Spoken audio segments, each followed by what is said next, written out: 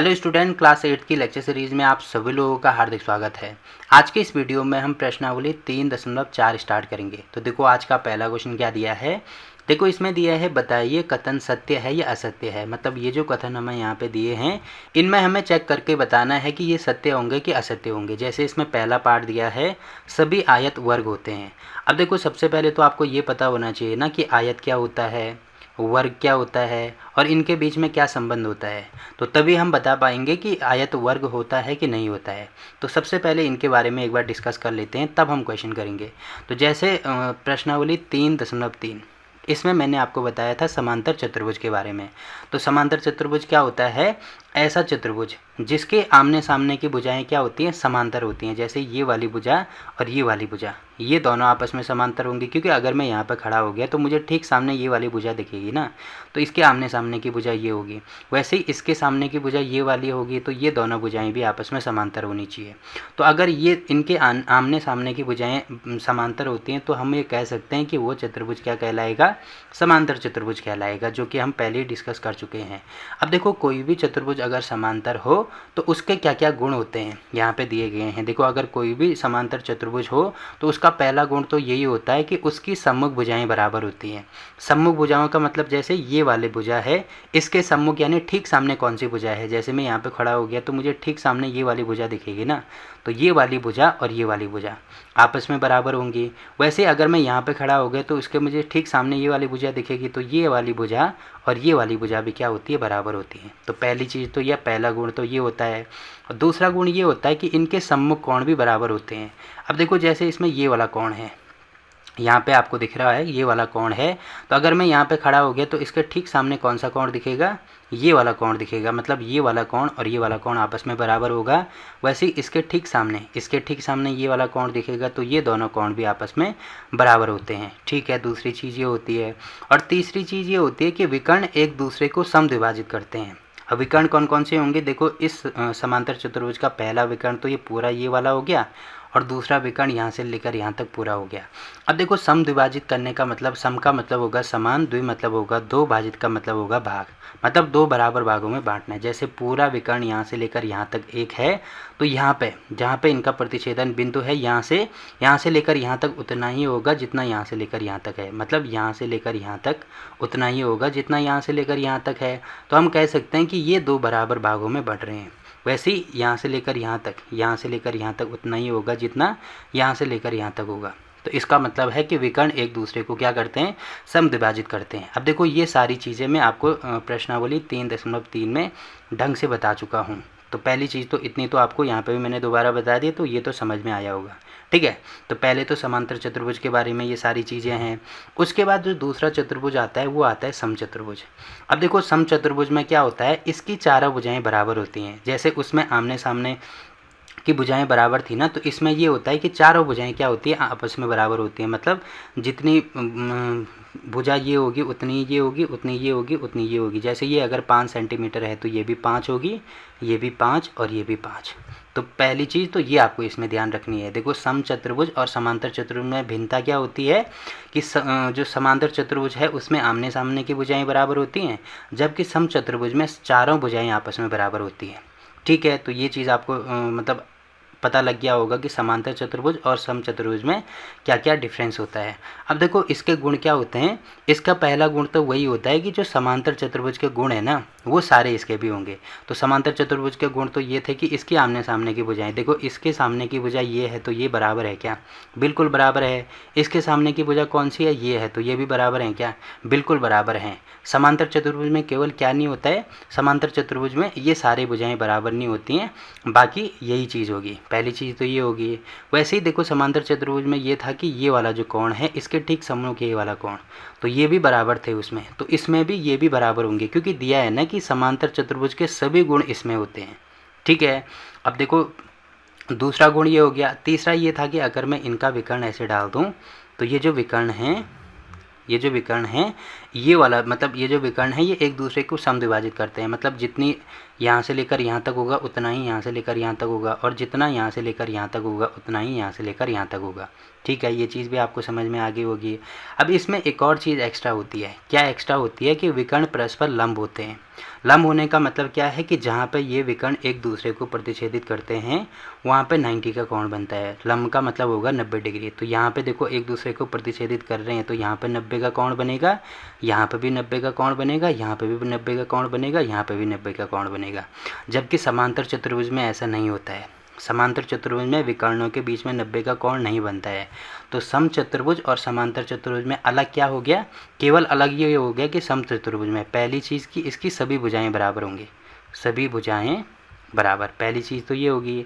और दूसरी जो विकर्ण हैं वो परस्पर लंब होते हैं, जबकि उसमें लंब नहीं होते हैं। तो देखो सम चतुर्भुज के बारे में भी सारी चीज़ें आपको पता लग गई। ठीक है, अब तीसरा होता है आयत। ठीक है, अब देखो आयत में क्या होता है, आयत में भी देखो आयत का मतलब ये होता है कि जिसके आमने सामने की भुजाएं बराबर होती हैं। जैसे ये वाली भुजा इसके बराबर होगी और ये वाली भुजा इसके बराबर होगी। ठीक है, अब देखो ये चीज़ तो समांतर चतुर्भुज में भी होती है। अब इसमें अलग क्या होता है, इसमें अलग ये होता है कि इसमें इसके कोणों का प्रत्येक कोण 90 के बराबर होता है। मतलब ये भी 90 होगा, ये भी 90, ये भी 90 और ये भी 90।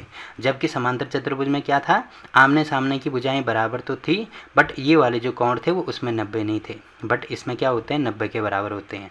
ठीक है, जैसे कि इसमें दिया भी है कि एक समांतर चतुर्भुज जिसमें एक कोण समकोण होता है उसी को हम क्या कहते हैं, आयत कहते हैं। तो अगर समांतर चतुर्भुज में 90 का कोण हो गया एक, तो तभी वो आयत होगा, वरना आयत नहीं होगा। ठीक है, अब देखो इसमें ये भी दे रखा है कि समांतर चतुर्भुज के सभी गुण इसमें होते हैं। तो सभी गुण कौन कौन से थे, 3 गुण। मतलब आमने सामने की भुजाएं बराबर, तो देखो इसकी भुजा ये वाली भुजा के बराबर, ये वाली भुजा इसके बराबर। अब उसके बाद देखो समांतर चतुर्भुज में कोण भी बराबर थे। तो ये वाला कोण देखो इसके बराबर हो गया और इसके ठीक सामने वाला ये वाला कोण है तो इसके बराबर हो गया। ठीक है, अब तीसरी चीज़ क्या थी कि अगर मैं इस प्रकार से विकर्ण डाल दूँ तो विकर्ण क्या करते हैं, समद्विभाजित करते हैं। मतलब ये वाले यहाँ से लेकर यहाँ तक उतना ही होगा जितना यहाँ से लेकर यहाँ तक होगा, वैसे ही यहाँ से लेकर यहाँ तक इतना ही होगा जितना यहाँ से लेकर यहाँ तक होगा। ठीक है, अब देखो इसमें एक और चीज़ एक्स्ट्रा होती है। एक और चीज़ एक्स्ट्रा क्या होती है कि इसके जो विकर्ण हैं, देखो कौन कौन से विकर्ण हैं, एक तो है एन और एल, एन और एल जो विकर्ण हैं, और दूसरा विकर्ण है के और एम, के और एम। ये दोनों आपस में क्या होते हैं, बराबर होते हैं। मतलब अगर ये विकर्ण इसकी जो लंबाई है वो अगर 5 सेंटीमीटर है तो इस पूरे विकर्ण की जो लंबाई होगी वो भी 5 सेंटीमीटर होगी। ठीक है, अब देखो इसमें आपको बिल्कुल भी कन्फ्यूज़न नहीं होना है। देखो जो समांतर चतुर्भुज होता है ना, उसमें विकर्ण बराबर नहीं होते हैं। समांतर चतुर्भुज में क्या होता है, विकर्ण बराबर नहीं होते हैं, बल्कि पहला जो विकर्ण है ये वाला विकर्ण जैसे हमने ले लिया, तो ये पूरा अगर 10 सेंटीमीटर है तो जहाँ पे ये एक दूसरे को प्रतिच्छेदित करते हैं ना वो बराबर भागों में बढ़ता है। मतलब यहाँ से लेकर यहाँ तक ये 5 होगा और यहाँ से लेकर यहाँ तक 5 होगा। अब ज़रूरी नहीं है कि इसमें ये वाला विकर्ण अगर 10 हो गया तो ज़रूरी नहीं है कि ये वाला विकर्ण भी 10 ही हो सकता है वो 12 हो। अब देखो 12 हो गया तो ये भी 2 बराबर भागों में बटेगा, मतलब ये भी 6 होगा, ये भी 6 होगा। जबकि आयत में क्या होता है, ये दोनों विकर्ण बराबर होंगे। मतलब अगर ये वाला विकर्ण 10 सेंटीमीटर होगा पूरा यहाँ से लेकर यहाँ तक, तो ये वाला विकर्ण भी 10 सेंटीमीटर ही होगा। ठीक है, तो जो कि हमें यहाँ पे दिया है, पहले तो ये दिया है कि प्रत्येक कोण समकोण होता है और दूसरा ये दिया है विकर्ण बराबर माप के होते हैं। ठीक, तो समांतर चतुर्भुज के जितने भी गुण हैं वो तो इसमें आएंगे ही आएंगे। मतलब जो 3 गुण हमने बताया था, उसके साथ साथ एक्स्ट्रा क्या आता है, एक्स्ट्रा ये आता है कि इसका प्रत्येक कोण समकोण होता है और दूसरा जो विकर्ण होते हैं वो आपस में क्या होते हैं, बराबर होते हैं। तो ठीक है, आपको आयत के बारे में भी पता लग गया होगा। अब आयत के बाद आता है यहाँ पे वर्ग। अब वर्ग तो देखो काफ़ी इम्पॉर्टेंट चीज़ है। तो देखो वर्ग में क्या होता है, इसमें चारों भुजाएं आपस में बराबर होती हैं। जैसे सम चतुर्भुज में होता है ना, सम चतुर्भुज में क्या होता है, सारी भुजाएं आपस में बराबर होती हैं। उसके साथ साथ इसमें प्रत्येक कोण 90 के बराबर होता है। जैसे ये वाले कोण आपको दिख रहा होगा, ये सब समकोण होंगे या 90 के बराबर होंगे। जबकि सम चतुर्भुज में ये वाले कोण जरूरी नहीं है कि वो 90 के बराबर हों, हो भी सकते हैं, नहीं भी हो सकते हैं। ठीक है, जो कि मैंने अभी आपको यहाँ पे सम चतुर्भुज के बारे में बताया था। देखो प्रत्येक कोण इसमें प्रत्येक भुजाएँ देखो आपस में बराबर हैं, बट ये वाला जो कोण है ये 90 के बराबर जरूरी नहीं है कि 90 हो। ठीक है, तो इन दोनों के बीच में आपको फ़र्क पता चल गया होगा। पहली चीज़ क्या है, देखो सिमिलरिटी तो ये है कि सारे कोण सारी भुजाएं इसमें बराबर होंगी और इसमें भी सारी भुजाएं बराबर होंगी। और अलग क्या है, देखो इसमें प्रत्येक कोण 90 के बराबर होगा, जबकि इसमें प्रत्येक कोण जरूरी नहीं है कि 90 के बराबर हो। ये चीज़ हो गई है। अब देखो यहाँ पे क्या है, एक आयत जिसकी सभी भुजाएँ बराबर हैं।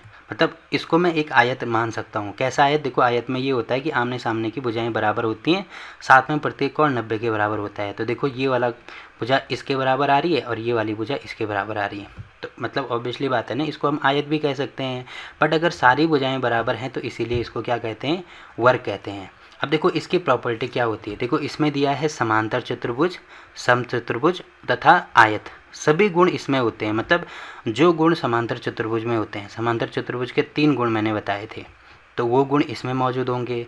जो गुण समचतुर्भुज के होंगे वो सारे गुण भी इसमें मौजूद होंगे, और जो गुण आयत के होंगे वो सारे गुण भी इसमें मौजूद होंगे। ठीक है, तो इनके गुण मैंने आपको बता दिए ना, तो इसका मतलब उसको क्या कहेंगे? हम वर्ग कहेंगे।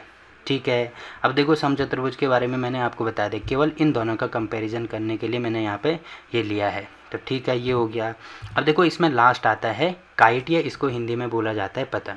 अब पतंग में क्या होता है? पतंग में भी ये भी एक प्रकार का चतुर्भुज होता है, बट इसमें क्या होता है कि ये वाली भुजा और ये वाली भुजा क्या होती हैं? आपस में बराबर होती हैं। तो इनके ऐसे कह सकते हैं कि इनके साथ की, इसके साथ मतलब ये वाली भुजा इसके साथ ये वाली भुजा आ रही है, और इसके साथ ये वाली भुजा आ रही है, तो ये वाली भुजा इसके बराबर होगी और ये वाली भुजा इसके बराबर होगी। ठीक है, अब अगर मैं यहाँ से ऐसे विकर्ण डाल दूँ और यहाँ से भी ऐसे विकर्ण डाल दूँ, तो जहाँ पे ये विकर्ण प्रतिच्छेदित करेंगे वहाँ पे 90 का कोण बनेगा।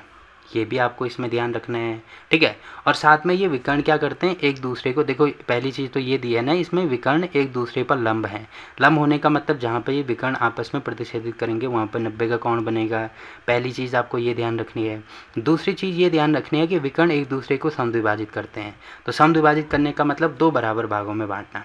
जैसे ये वाला जो विकर्ण है, ये अगर मान लीजिए 10 सेंटीमीटर है तो बराबर भागों में बटेगा, मतलब 5 ये होगा, 5 ये होगा। वैसे ही ये वाला विकर्ण, ज़रूरी नहीं है कि ये दोनों बराबर हों। जैसे ये वाला विकर्ण जो है वो अगर 15 सेंटीमीटर है या 20 सेंटीमीटर है तो ये भी 10 होगा और ये भी 10 होगा। ठीक है, तो आपको इतना भी इसमें ध्यान रखना है, ये चीज़ होगी। और तीसरी चीज़ ये ध्यान रखनी है कि ये वाला कोण, अगर ये वाला कोण इसके बराबर होता है, इसके आमने सामने वाले कोई 2 कोण आपस में बराबर हो सकते हैं, ये वाला कोण इसके बराबर होगा तो तब ये वाला कोण इसके बराबर नहीं होगा। ठीक है, जैसे इसमें दिया है आकृति में, जो कोण बी है वो बराबर है कोण डी के, ये दोनों बराबर हैं। बट जो कोण ए है वो बराबर नहीं है कोण सी के, तो इसमें भी ये आपको ध्यान रखना है। अब देखो ये जो पतंग होती है ना, तो पतंग समांतर चतुर्भुज के अंतर्गत नहीं आता है, ये भी आपको ध्यान रखना है। मतलब ये चतुर्भुज का स्पेशल केस हम मान सकते हैं। ठीक है, और इसमें ये भी दे रखा है कि देखो इसमें ये भी दे रखा है कि एक चतुर्भुज जिसमें 2 आसन भुजाओं के युग्म बराबर हों। तो आसन भुजाएं मतलब वही होता है ना कि आसन का मतलब होता है कि एक ही साथ में आने वाली। जैसे यहाँ पे इसी का यहाँ पे स्टार्टिंग पॉइंट ये वाला है, तो इसी के साथ में ये वाली भुजा आ रही है और इसी के साथ में ये वाली भुजा आ रही है, तो पहली आसन भुजा ये होगी, दूसरी ये होगी। वैसे ही ये वाला पॉइंट है तो इसके साथ में ये वाली भुजा बन रही है, इसी के साथ में यहाँ पे ये वाली भुजा बन रही है। तो आसन भुजाएं क्या होती हैं? आपस में बराबर होती हैं। तो इतना चीज़ें आपको पता लग गई। ठीक है, तो देखो सारे जितने भी समांतर चतुर्भुज के जितने भी टाइप हैं वो सब मैंने यहाँ पे बता दिया है। अब इससे क्या निष्कर्ष निकलता है? देखो इससे यही निष्कर्ष निकलता है कि जो वर्ग होता है उसको मैं समांतर चतुर्भुज भी कह सकता हूँ, समचतुर्भुज भी कह सकता हूँ, आयत भी कह सकता हूँ, और वर्ग तो वो है ही। पहली चीज़ तो आपको ये ध्यान रखनी है। ठीक है, उसके बाद जो आयत होता है उसको मैं समांतर चतुर्भुज भी कह सकता हूँ। ठीक है, तीसरी चीज़ जो समचतुर्भुज होता है उसको हम समांतर चतुर्भुज भी कह सकते हैं।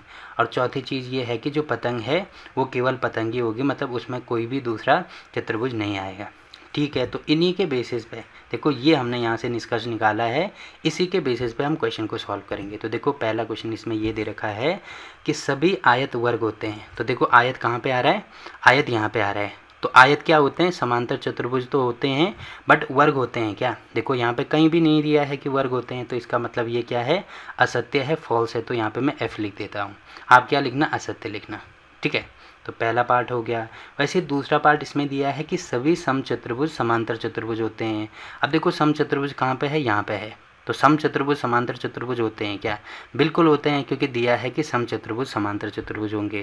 तो इसका मतलब ये ट्रू है, तो यहाँ पे मैं सत्य लिख दूंगा या ट्रू लिख दूंगा। ठीक है। अब तीसरा पार्ट इसमें दिया है सभी वर्ग समचतुर्भुज और आयत भी होते हैं। तो जो वर्ग है वो क्या क्या होते हैं, एक तो समांतर चतुर्भुज होता है, एक समचतुर्भुज होता है, एक आयत होता है, एक वर्ग होता है। तो यहाँ पे दिया है जो वर्ग है वो समचतुर्भुज भी होता है और आयत भी होता है। तो होता है क्या, बिल्कुल होता है। देखो समचतुर्भुज भी है, आयत भी है, इसका मतलब ये भी सत्य है, तो यहाँ पे भी ट्रू लिख दूंगा मैं, ठीक है। अब इसमें अगला पार्ट दे रखा है सभी वर्ग समांतर चतुर्भुज नहीं होते हैं।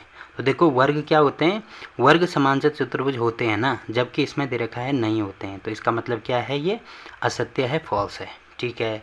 अब देखो इसके इतने पार्ट हो गए, बाकी आगे ये दिया है सभी पतंगे समचतुर्भुज होते हैं। अब देखो जो काइट होती है वो तो केवल काइट ही होती है ना, मतलब पतंग केवल पतंग के अंतर्गत ही आती है, तो समचतुर्भुज तो हो ही नहीं सकता, तो इसका मतलब ये भी असत्य है, तो यहाँ पे मैं फॉल्स लिख देता हूँ। तो ये वाला पार्ट भी इसमें हो गया। अब देखो इसमें अगला पार्ट क्या दिया है, देखो इसमें दिया है सभी समचतुर्भुज पतंग होते हैं। तो देखो समचतुर्भुज तो आपको पता है ना क्या होता है, इस प्रकार से अगर मैं बनाऊं तो जिसकी सारी भुजाएं आपस में बराबर होंगी, ठीक है। जैसे ये वाली भुजा इसके बराबर होगी, ये वाली भुजा इसके बराबर होगी, और साथ में अगर मैं इस प्रकार से विकर्ण डाल दूं तो विकर्ण क्या होता है, इसको 90 डिग्री पे काटता है। और पतंग में भी सेम टू सेम, पतंग में क्या होता है एक बार मैं बता देता हूँ। देखो पतंग को इस प्रकार से हम बना सकते हैं ऐसे। तो पतंग में क्या होता है कि इनके जो आसन भुजाएं होते हैं, मतलब ये वाली भुजा इसके बराबर होगी, वैसे ही ये वाली भुजा इसके बराबर होगी। और अगर मैं इसका विकर्ण ऐसे खींच दूँ तो विकर्ण भी क्या होता है, यहाँ पे 90 का कोण बनता है। तो आपको दिख रहा होगा यहाँ पे भी देखो 90 का कोण बन रहा है। अगर मैं इसको ऐसे टेढ़ा कर दूँ तो वैसे ही बनेगा ना।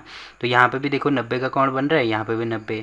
अब देखो इनकी आसन भुजा मतलब ये वाली भुजा इसके साथ में ये वाली भुजा है, तो ये भुजा इसके बराबर है, वैसे ही ये भुजा इसके बराबर है। तो सेम टू सेम दोनों प्रॉपर्टी इसमें फॉलो हो रही है ना। तो इसका मतलब हम कह सकते हैं कि जो पतंग है वो भी क्या है, इसका मतलब ये कह सकते हैं कि जो सभी समचतुर्भुज हैं वो क्या हैं, पतंग है। तो इसीलिए ये क्या हो जाएगा, ट्रू हो जाएगा, सत्य हो जाएगा, ठीक। अब अगला पार्ट इसमें दिया है कि सभी समांतर चतुर्भुज समलंब होते हैं। अब देखो समलंब के बारे में मैंने आपको नहीं बताया था, तो एक बार मैं बता देता हूँ। देखो समलंब में क्या होता है, इसमें आमने सामने की जो भुजाएं हैं, मतलब कोई भी एक भुजा, ठीक है, कोई भी एक जो भुजा है ये आपस में समांतर होती है। जैसे ये वाली भुजा इसके समांतर होती है। अब ये भी कह सकते हैं कम से कम प्रॉपर्टी यही है कि कम से कम, मैं यहाँ पे लिख देता हूँ, कम से कम ऐसे होना चाहिए कि एक भुजा नहीं दो भुजाएं, कम से कम ऐसा है कि दो भुजाएं आपस में क्या होनी चाहिए, समांतर होनी चाहिए। अब दोनों भुजाएं भी हो सकती हैं, उससे कोई फर्क नहीं पड़ेगा। जैसे समांतर चतुर्भुज में होता है ना कि ये वाली भुजा इसके समांतर होती है, ये वाली भुजा इसके समांतर होती है। तो यहाँ पे मैंने क्या बोला अभी, समलंब में ये बोला कि कम से कम दो भुजाएं आपस में समांतर होनी चाहिए। तो कम से कम दो भुजाएं तो देखो इसमें समांतर हैं, तो इसका मतलब मैं कह सकता हूँ कि सभी जो समांतर चतुर्भुज हैं, समांतर चतुर्भुज के अंतर्गत क्या आएगा, समलंब भी आएगा। तो यहाँ पे ये हो जाएगा सत्य, या इसको ट्रू में कह सकता हूँ, ठीक है। आगे दिया है सभी वर्ग समलंब होते हैं। तो जो वर्ग है वो भी समलंब होंगे कि नहीं होंगे। देखो वर्ग में मैंने आपको बताया था कि जिसकी चारों भुजाएं आपस में बराबर होंगी उसको वर्ग कहेंगे। अब देखो ये भुजाएं बराबर हैं, साथ में 90 का कोण भी बन रहा है, तो क्योंकि वर्ग समांतर चतुर्भुज है ना, और समांतर चतुर्भुज में क्या होता है कि आमने सामने की भुजाएं क्या होती हैं, लंब होती हैं। और वैसे ही समलंब में भी कोई कम से कम दो भुजाएं आपस में समलंब होनी चाहिए। तो यहाँ समलंब नहीं, सॉरी, दो भुजाएं कम से कम आपस में समांतर होनी चाहिए। तो देखो ये वाली भुजा इसके समांतर है और ये वाली भुजा इसके समांतर है, तो दो भुजाएं कम से कम समांतर है ना, तो इसका मतलब वर्ग भी समलंब होते हैं। तो ये भी हो जाएगा ट्रू, ठीक है। तो आई होप कि ये पहला क्वेश्चन आपको समझ में आया होगा। अब देखो यहाँ पे कहीं पे भी अगर आपको कोई दिक्कत आती है तो आप कमेंट करके पूछ सकते हैं, ठीक। तो पहला क्वेश्चन तो यहाँ पे कंप्लीट होता है। अब देखो दूसरा क्वेश्चन इसमें दिया है, उन सभी चतुर्भुजों की पहचान कीजिए जिनमें, पहचान करनी है जिनमें चारों भुजाएं बराबर लंबाई की होती हैं। तो चारों भुजाएं बराबर लंबाई की किस में होती हैं, एक तो होता है वर्ग, ठीक है, वर्ग मैंने बताया था, और दूसरा होता है समचतुर्भुज, समचतुर्भुज यहाँ पे लिख देना, ठीक है। इन दोनों में क्या होती है, चारों भुजाएं बराबर लंबाई की होती हैं। अब केवल भुजाओं के बारे में दिया है तो केवल इन दोनों के बारे में ही हम डिस्कस करेंगे, तो ये दोनों हमारे आंसर हो जाएंगे, ठीक है। आगे दिया है बी, जिसके चार समकोण हों। तो चार समकोण किसके होते हैं, एक तो वर्ग होता है जिसके चारों कोने क्या होते हैं, समकोण होते हैं, ऐसे यहाँ पे भी 90, यहाँ पे भी 90, और एक होता है आयत। तो आयत में भी क्या होता है, प्रत्येक कोण 90 के बराबर होता है। तो यहाँ पे एक तो वर्ग आएगा और दूसरा आएगा आयत, ठीक है। ये वाला क्वेश्चन भी हो गया। तो यहाँ पे दूसरे वाले क्वेश्चन के दोनों पार्ट हो गए। अब आगे दिया है, बताइए कैसे एक वर्ग एक चतुर्भुज होता है। तो चतुर्भुज का मतलब यही होता है ना कि जिसकी 4 भुजाएं हैं। सिंपल सी डेफिनेशन आपको याद रखनी है कि चतुर्भुज का मतलब जिसकी 4 भुजाएं हैं उसको चतुर्भुज कहते हैं।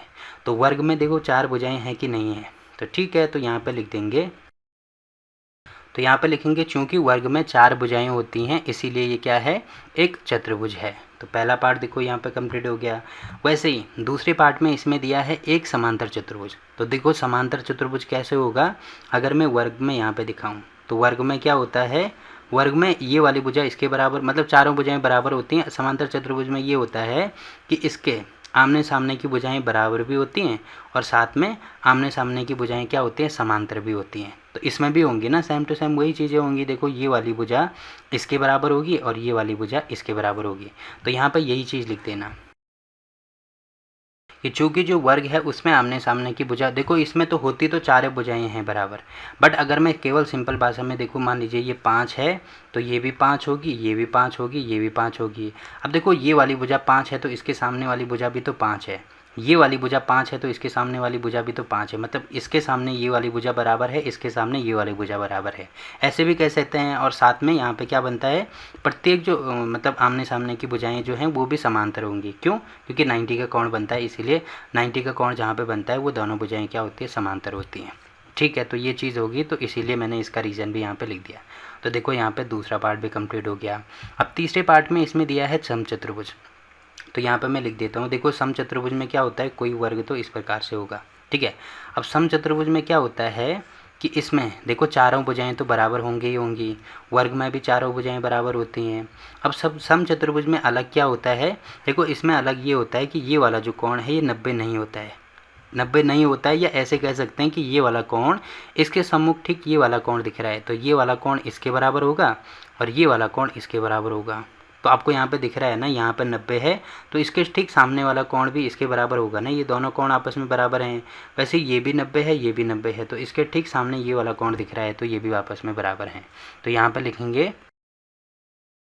तो यहाँ पे लिखेंगे चूंकि वर्ग में भी आमने सामने के कोण बराबर होंगे इसीलिए एक समचतुर्भुज है। बाकी अगली मतलब जो पहली प्रॉपर्टी है वो तो होगा ही कि वर्ग में भी सारी भुजाएं बराबर होती हैं और समांतर समचतुर्भुज में भी सारी भुजाएं बराबर होती हैं। तो ये वाला क्वेश्चन भी हो गया। देखो इसमें दिया है एक आयत है, तो आयत होने का मतलब देखो आयत तो आपको पता ही होगा ना, जिसमें आमने सामने की भुजाएं क्या होती हैं, बराबर होती हैं। तो ये भुजा इसके बराबर, ये भुजा इसके बराबर, ठीक है, और साथ में ये कोण 90 के बराबर होते हैं। तो ये आयत में ये प्रॉपर्टी होती है। वर्ग में भी सेम टू सेम यही होगा ना, देखो यहाँ पे सारी भुजाएं बराबर होती हैं, मतलब ये वाली भुजा इसके बराबर होगी, ये वाली भुजा इसके बराबर होगी, और साथ में आपको दिख रहा है ये क्या है, प्रत्येक कोण जो है 90 के बराबर है। तो सेम टू सेम वही चीज़ है, तो यहाँ पे मैं लिख सकता हूँ क्योंकि क्या होता है वर्ग में भी प्रत्येक कोण 90 का होता है और साथ में आमने सामने की भुजा भी बराबर होगी, इसीलिए ये क्या है, एक आयत भी है। तो यहाँ पे आपको दिख रहा होगा इसका चौथा पार्ट भी कंप्लीट हो गया। तो देखो क्वेश्चन नंबर 3 भी यहाँ पे कंप्लीट हो गया। अब अगला क्वेश्चन देखो इसमें क्या दिया है। देखो इसमें दिया है एक चतुर्भुज का नाम बताइए जिसके विकर्ण क्या होंगे, पहले तो एक दूसरे को समद्विभाजित करते हैं। तो एक दूसरे को किसके विकर्ण समद्विभाजित करेंगे, देखो एक तो होता है समांतर चतुर्भुज, ठीक है, क्योंकि समांतर चतुर्भुज में क्या होता है, प्रत्येक विकर्ण क्या करता है, उसको समद्विभाजित करने का मतलब 2 बराबर भागों में बांटेगा। अगर मैं इस प्रकार से कोई समांतर चतुर्भुज बनाऊं तो इसका विकर्ण ये वाला इसका विकर्ण होगा, ये भी इसका विकर्ण होगा। तो अगर ये पूरा विकर्ण 10 है तो ये भी 5 होगा, ये भी 5 होगा। वैसे ही ये अगर 8 है तो ये भी 4 होगा, ये भी 4 होगा, ठीक है। तो एक तो होता है समांतर चतुर्भुज। उसके बाद आयत भी आता है, क्योंकि आयत में क्या होता है, आयत में ये होता है कि जो विकर्ण दोनों विकर्ण होते हैं वो एक दूसरे के बराबर होते हैं, ठीक है। आयत में मैंने आपको बोला था कि ये वाला जो विकर्ण जितना यहाँ से लेकर यहाँ तक है उतना ही यहाँ से लेकर यहाँ तक होगा। अब देखो ये बराबर हैं, तो जैसे ये मान लीजिए पूरा जो विकर्ण है वो 10 है, तो जहाँ पे वो एक दूसरे को काटते हैं वो भी 2 बराबर भागों में बटेगा, मतलब ये भी 5 होगा, ये भी 5 होगा। अब क्योंकि आयत है तो आयत के क्या होता है, दोनों विकर्ण बराबर होंगे, तो ये भी 10 होगा, तो इसका मतलब ये भी 5 होगा, ये भी 5 होगा। जबकि समांतर में क्या होता है, ज़रूरी नहीं है कि ये दोनों विकर्ण बराबर हों, हो सकता है कि ये वाला विकर्ण 10 हो सकता है ये वाला विकर्ण 12 हो सॉरी, तो तब क्या होगा, देखो ये वाला विकर्ण 10 है तो यहाँ से लेकर यहाँ तक ये 5 होगा, ये भी 5 होगा, और ये 12 है तो ये भी 6 होगा, ये भी 6 होगा। तो ये समद्विभाजित तो करते हैं, पर ज़रूरी नहीं है कि दोनों विकर्ण बराबर हों। जबकि आयत में क्या होता है, दोनों विकर्ण बराबर होते हैं। अब बराबर हो गए तो इसका मतलब साथ ही साथ क्या करेंगे, वो एक दूसरे को समद्विभाजित भी करेंगे। तो आयत भी हो गया, साथ में वर्ग भी होता है। ठीक है, वर्ग भी सेम टू सेम यही प्रॉपर्टी फॉलो करता है, वर्ग भी होता है और साथ में समचतुर्भुज भी होता है। तो देखो सब होते हैं, सब क्या करते हैं, एक दूसरे को समद्विभाजित करते हैं। तो समांतर चतुर्भुज भी हो गया, आयत भी हो गया, वर्ग भी हो गया, समचतुर्भुज भी हो गया। तो ये सारे आ जाएंगे और इसके गुण मैंने आपको पहले ही बता दिए हैं। ठीक है, पहला हो गया। दूसरा है एक दूसरे को लंब समद्विभाजक करते हैं। तो लंब समद्विभाजक कौन कौन से करेंगे, केवल जिसकी भुजाएं बराबर होंगी। तो भुजाएं किस किस की बराबर होंगी, मतलब सारी भुजाएं बराबर होनी चाहिए। तो एक तो समचतुर्भुज का होता है और एक वर्ग का होता है। तो केवल यही ऐसे हैं जो क्या करते हैं, एक दूसरे को लंब समद्विभाजक का मतलब ये होता है कि जो विकर्ण होंगे वो विकर्ण जहाँ पर प्रतिच्छेदित करेंगे वहाँ पे 90 का कोण बनेगा। तो ये आपको ध्यान रखना है कि अगर सारी भुजाएं आपस में बराबर हैं तभी यहाँ पे 90 का कोण बनेगा। तो एक तो वर्ग में बनता है और एक समचतुर्भुज में बनता है। सारी भुजाएं बराबर होती हैं, इसीलिए यहाँ पे क्या बनता है, 90 का कोण बनता है। यहाँ पे भी 90, यहाँ पे भी 90, यहाँ पे भी 90, यहाँ पे भी 90। तो कौन कौन से हो गए, एक तो वर्ग हो गया, एक समचतुर्भुज हो गया। ठीक है, अब अगला क्वेश्चन इसमें दिया है कि बराबर हों। ठीक है, तो सारे जिसके विकर्ण बराबर हैं, तो विकर्ण किस किस के बराबर होंगे, जिसमें 90 का कोण बनेगा। ठीक है, तो एक तो देखो आयत में बनता है, यहाँ पे प्रत्येक में 90 का कोण बनता है। तो इसका मतलब मैं कह सकता हूँ कि इसके विकर्ण बराबर होंगे। और अभी भी मैंने आपको थोड़ी देर पहले यहाँ पे भी बताया है कि आयत के विकर्ण बराबर होते हैं। तो एक तो आयत होगा और दूसरा कौन सा होगा, जहाँ पे 90 का कोण बनता है, तो एक होगा वर्ग, क्योंकि वर्ग की प्रत्येक कोण जो होता है वो भी किसके बराबर होता है, 90 के बराबर होगा। अब 90 के बराबर होंगे तो इसके विकर्ण भी बराबर होंगे। ठीक है, तो इसमें बराबर में आ गया आयत और साथ में वर्ग। ठीक है, अब आगे दिया है कि बताइए एक आयत उत्तल चतुर्भुज कैसे है।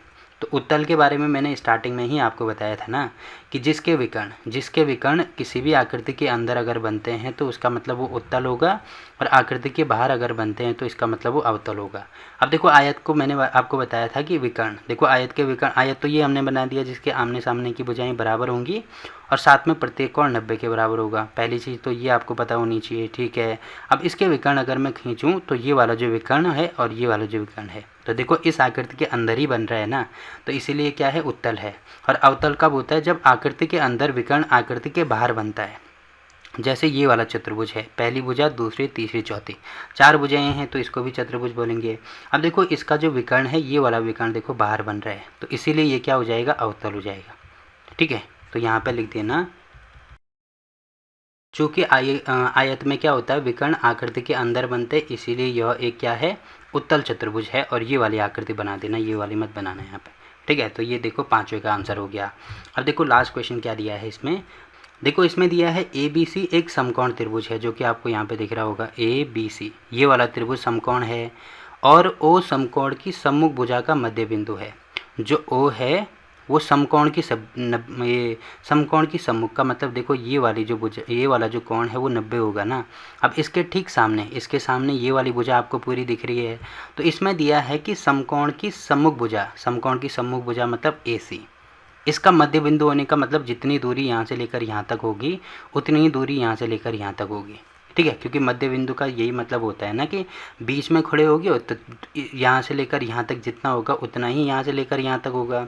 ठीक है, आगे दिया है बताइए कैसे O बिंदु A, O जो है वो बिंदु A, B तथा C से समान दूरी पर स्थित है। जो बिंदु O है वो A, B और C से समान दूरी पर स्थित होने का मतलब क्या है कि अगर यहाँ से लेकर यहाँ तक 5 सेंटीमीटर है तो यहाँ से लेकर यहाँ भी 5 होना चाहिए और यहाँ से लेकर यहाँ भी 5 होना चाहिए।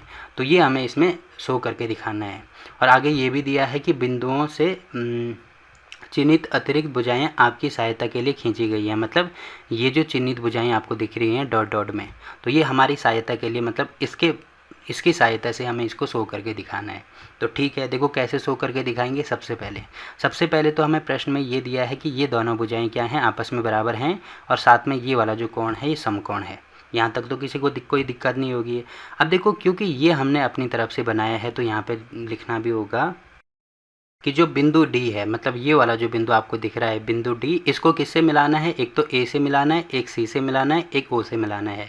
तो बिंदु डी को ए, ओ तथा सी से मिलाने पर, ठीक है, ए ओ सी से मिला दिया। अब देखो इनको आपस में मिला दिया तो ये वाली जो भुजा है, ये वाली जो भुजा है वो इस वाली भुजा के समांतर होगी, ठीक है। और वैसे ही ये वाली जो भुजा है वो इस वाली भुजा के समांतर होगी। तो यहाँ पे मैं लिख दूंगा जो भुजा ए बी है वो समांतर का साइन मैंने ऐसे बताया था ना, तो समांतर होगा किसके?